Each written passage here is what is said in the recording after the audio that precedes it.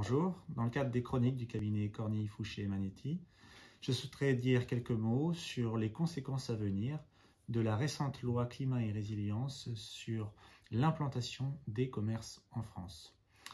La notion de zéro artificialisation nette des sols a été inscrite dans le plan biodiversité de 2018 et il a été érigé comme objectif national dans la loi climat de 2021.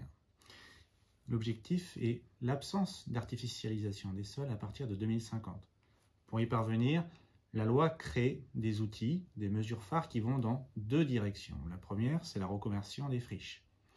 La reconversion des friches, d'abord, la loi définit ce qu'est une friche et la délimite.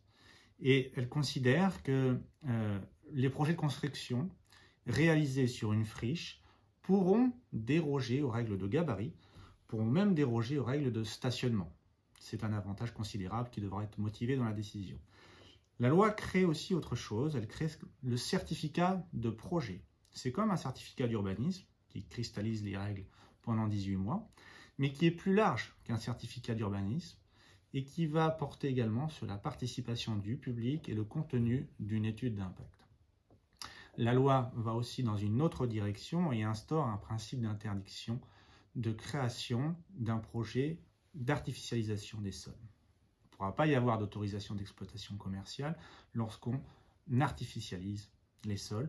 Cela ne concerne pas, en tout cas ce n'est pas dans la loi, et ça a été âprement discuté, les plateformes e-commerce. Ça veut dire aujourd'hui que Amazon peut s'implanter dans des zones naturelles si le PLU le permet, parce que c'est considéré comme un entrepôt qui n'est pas soumis à autorisation. Pour les bâtiments, donc pour les commerces non électroniques, il y a dans cette catégorie-là une surface de vente à respecter. Plus de 10 000 m², il y aura l'interdiction générale et absolue d'artificialiser les sols. En revanche, en dessous de 10 000 m², il y aura des dérogations possibles pour artificialiser les sols, et notamment en termes d'espace urbanisé, de besoins du territoire et de compensation de l'artificialisation des sols. Donc ça, c'est quand même un principe novateur. Et il faut savoir qu'entre 300 m² et 1000 m² de surface de vente, toute commune pourra saisir d'elle-même la commission départementale d'aménagement commercial. Il y a également un renforcement des performances énergétiques qui vont être imposées pour tout bâtiment prévoyant une emprise au sol de plus de 500 m². Voilà quelques mesures phares qui devraient limiter l'artificialisation des sols